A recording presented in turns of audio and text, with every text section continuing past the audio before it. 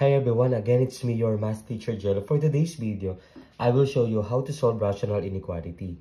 So we have 5 easy steps para ma-solve natin yon.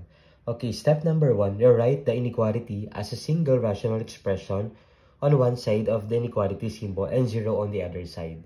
Step number 2, find the key or critical values. So paano natin nahanapin yung critical values? By simply equating both numerator and denominator equal to 0.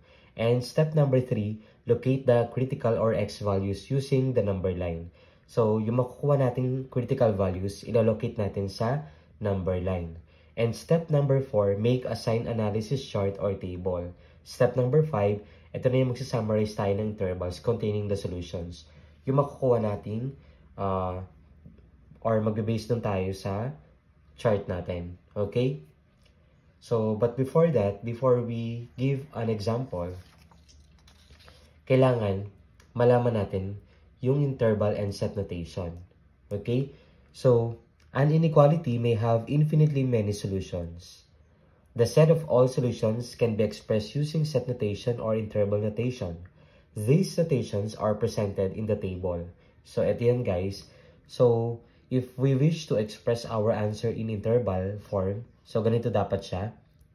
So, parentheses, and then bracket. So, guys, kung mapapansin nyo, bracket, parentheses, parentheses, bracket, or open, close, magkaiba sila ng gamit, guys. And then, kapag naman sa set notation, so dapat ganito in-expect natin sagot. Sa graph naman, ganito, guys. Okay? So, magka-correspond siya doon. Sa graph natin. Okay, so what if ang interval natin ay ganito? So, open and close parentheses, no? And then, yung set notation natin ay ganito. X such that X is greater than A but less than B.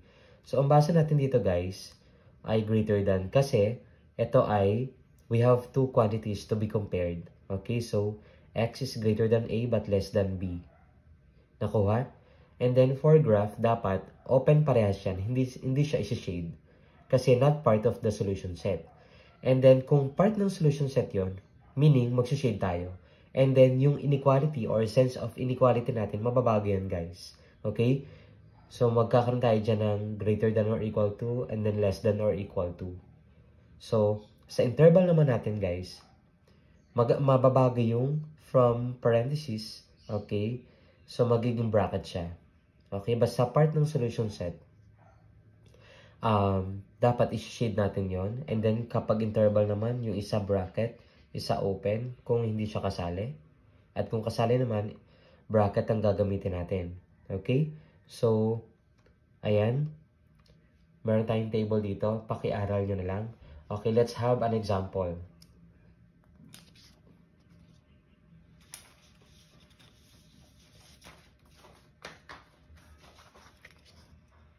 Okay, example number 1. So, we have,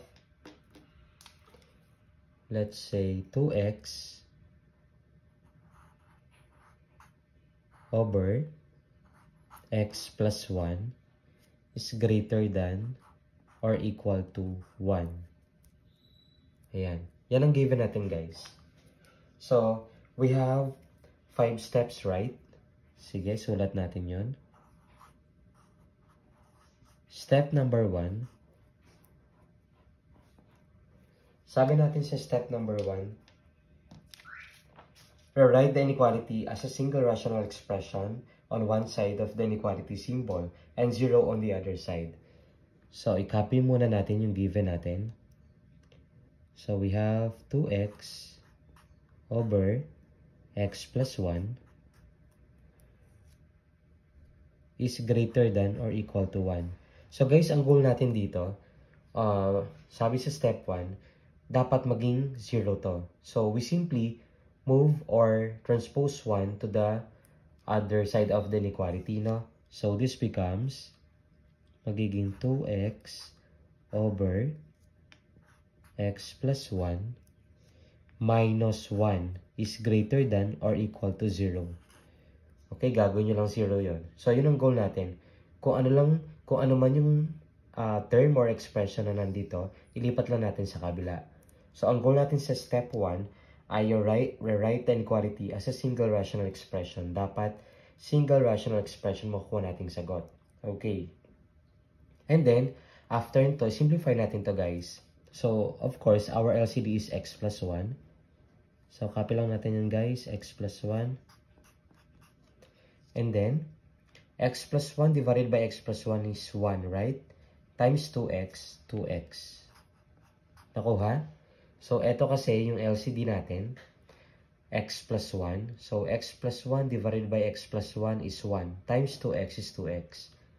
And then, we are in subtraction. Ito yun. Sinusundan natin to. So, minus yan. And then, x plus 1 divided by 1 is x plus 1 times 1 is x plus 1 pa rin naman. So, guys, ito ay whole number. Kapag whole number, over 1 yan. So, para hindi na kayo mahirapan pa, mag-direct multiplication tayo kapag whole number yan. So, x plus 1 times 1 is x plus 1.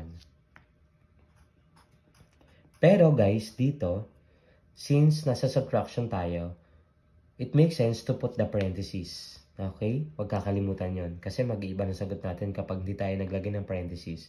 And then, copy greater than or equal to 0.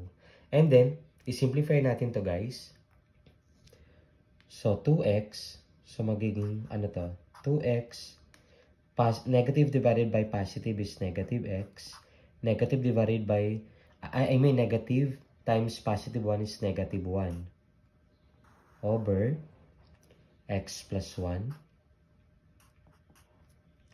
is greater than or equal to 0. Okay. And then, gagawin natin dyan guys, simplify ulit natin. So, 2x minus x is x, right? Tama? And then, minus 1. Wala na siyang kaparehas or like term. Over x plus 1 is greater than or equal to 0. Okay, so, na-write na natin as a single rational expression. Okay, so proceed tayo doon sa step number 2. Sabi natin sa step number 2, find the key or critical values. So, sulat ko na lang dito guys. Step number 2, find the key or critical values. So, dito guys, may kinalaman si step number 1. Doon natin siya kukunin or titignan. Tignan natin yung single rational expression. So, guys, ito yun. Ayan. So, setting the numerator and denominator equal to 0. So, x minus 1 equals 0. And then, x plus 1 equals 0. So, this becomes, si negative 1 ilipat natin sa kabila, magiging positive 1. And then, si positive 1 ilipat natin sa kabila, magiging negative 1, right? Okay, so dito guys, magpo-proceed tayo sa step number 3. After natin makuha yung critical values natin. Okay? So, sabi natin sa step number 3, locate the critical or x values using number line. So, dito ko na lang isulat sa taas.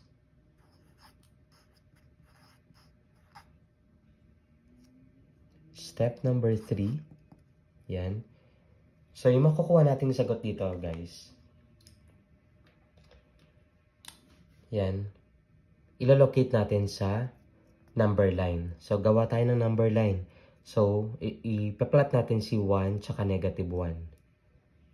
So, meron tayong 1 and negative 1 and positive 1.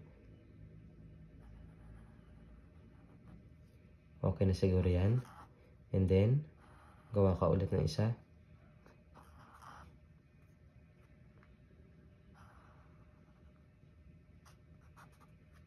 Ayan. So, hindi muna natin isi-shade. Tignan natin kung sino yung magiging part ng solution set. Okay. So, paano natin malalaman yon? Kung sino ang isi-shade natin dyan.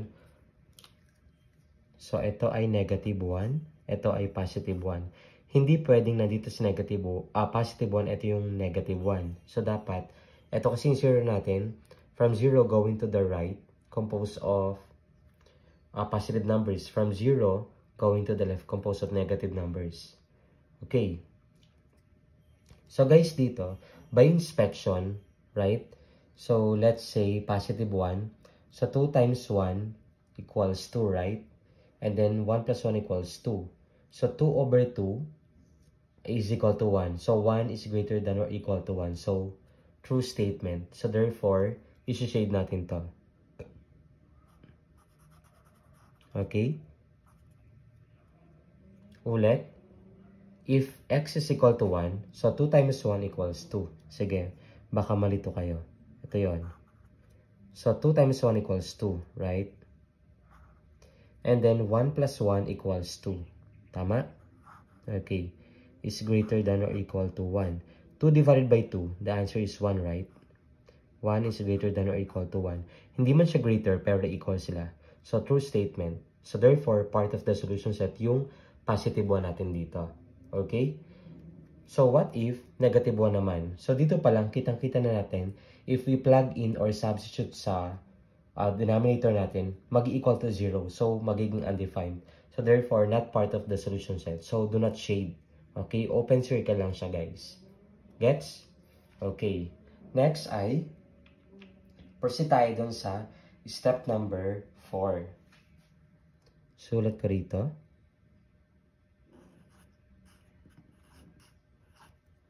Step number 4. Sabi natin sa step number 4, make a sign analysis chart or table. So, dito guys, maggagawa tayo ng test point, no? Okay?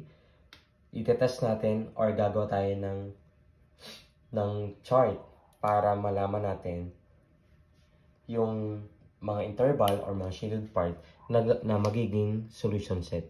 So guys, dito, sa step number 3 natin, we have 3 possible intervals. Itong gitna, tsaka itong gitna. Okay? Gagamit muna ako ng red pen. So, dito guys, x is from negative 1 papunta rito. X is less than negative 1. So, yung interval na yan. So, dito naman, sa between, sa gitna, x is greater than negative 1 but less than 1. Okay? And then, dito, x is greater than or equal to 1. Right? So, bakit naglagay ako ng greater than or equal to 1 dito? Kasi part of the solution set. Okay? So, nalaman na kasi natin agad. Gets? Okay. So, now, gawa na tayo ng chart or table sa step number 4. Isusulat ko muna yung mga interval. Okay, step number 4, interval to.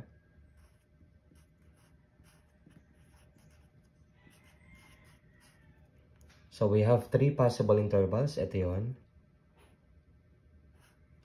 X is less than negative 1. And then x is, sulat lang natin to guys. X is greater than negative 1 but less than 1. And then, x is greater than or equal to 1. Okay? So, dito gagawa tayo ng test point or hanap tayo ng test point. Yung test point, ibig sabihin guys, yun yung kukunin natin dito, yung mga numbers within the interval. Okay? And then, so dito sa una guys, yung test point natin, x is less than negative 1. Ano yung mga numbers na less than negative 1? Diba we have negative 2, negative 3. Sir, pwede po ba ang fraction dyan? Yes, pwede rin. Pero kung ayaw natin pahirapan sarili natin, kunin lang natin yung whole number. Okay? Ang mahalaga kasi rito sa step number 4 ay yung sign lang ng magiging sagot. Kaya nga, sign analysis chart. Okay? So, let's use negative 2. Yan. And then x is greater than negative 1 but less than 1. So, yun ay tama, 0. And then, dito, x is what? Greater than or equal to 1. So, since 1 ay nagamit na natin, sige, 2 naman. Yan. Next. So, gagamit tayo ng yung numerator natin dito sa step number 1. Balik tayo kay step number 1. Isusulat ko rito ay x minus 1.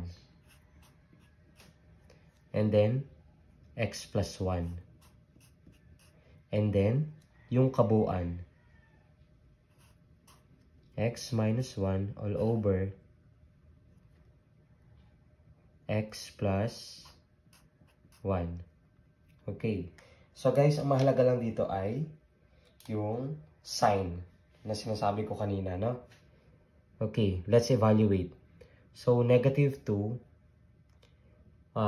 using our answer dito sa step number 1, ito na lang gamitin natin. Or dito, ayan, negative 2 minus 1. The answer is negative 3, right? So, therefore, negative. So, sign lang ang mahalaga. Next, negative 2 plus 1 is negative 1, right? So, negative. So, dito, negative. Di ba negative ang sagot dyan? Tapos dito, negative din. Negative divided by negative. Positive, right? So, positive to. Or, we simply multiply negative times negative positive. So, magiging ganun din ang sagot, no? Okay, so what if x equals 0? So, 0 minus 1. So, negative 1, right? Negative lang. And then, 0 plus 1, that is positive. So, katulad ng sinabi ko kanina, negative times positive is negative. Yung ganun na ginawa natin dito. So, i-multiply na lang natin. So, if x is equal to 2, 2 minus 1 is positive 1. So, positive yan. And then, 2 plus 1 is 3. So, positive 3 yon. Positive times positive is positive. So, guys, dito, step number 5, by the way, sa step number 4 muna, tignan natin kung sino yung magiging part ng solution set. Tsaka tayo magsa-summarize, no? Yun yung sa step number 5 natin. So, dito guys, ito ay parehong positive, right? So, kasi dito dapat, ang magiging sagot natin, greater than or equal to 1. Okay? So, kung negative 2 yan guys, 2 times negative 2, the answer is negative 4, right? And then, negative 2 plus 1, the answer is negative 1. So, ang magiging sagot nun kapag in-evaluate natin, greater than pa rin, right? So, therefore, kasama to. Okay? Check tayo dito. Yan. And then, dito, hindi na siya po pwede, right? 0 plus 1 ay 1. 2 times 0, 0 over 1, 0. 0 is greater than or equal to 1. So, therefore, not part of the solution set. Yung part na to. Yung interval na yon. So, hindi natin yan kasama. What if positive 2? 2 times 2 ay 4. 2 plus 1 is 3. 4 over 3 is greater than or equal to 1. So, true statement yon. So, therefore, kasama to guys. Okay, gets? So, isisingit ko yung number 5, step number 5. Maybe dito na lang, may space pa naman. Okay, step number 5.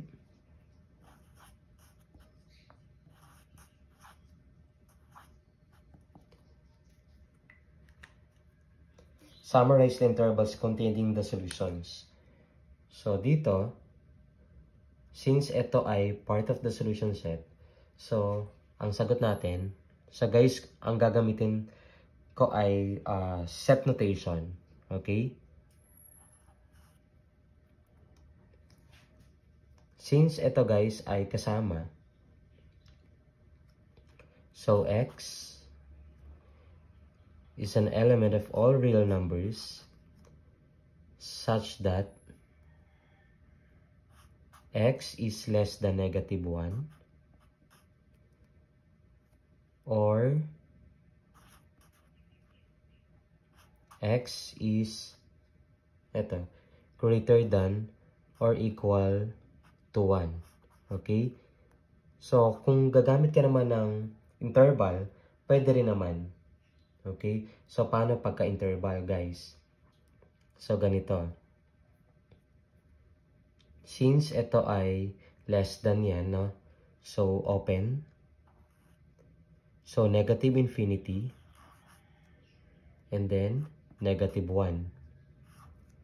Union of, since ito ay part ng solution set, so, bracket ang gagamitan natin. 1, then, positive infinity. Okay? So, ibig sabihin ito guys, yan ang shade natin.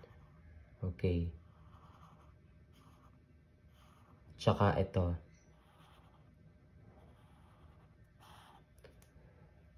Nako ha? So, hanggang dito na lang yung video natin. I hope na meron kayong natutunan. Thank you for watching.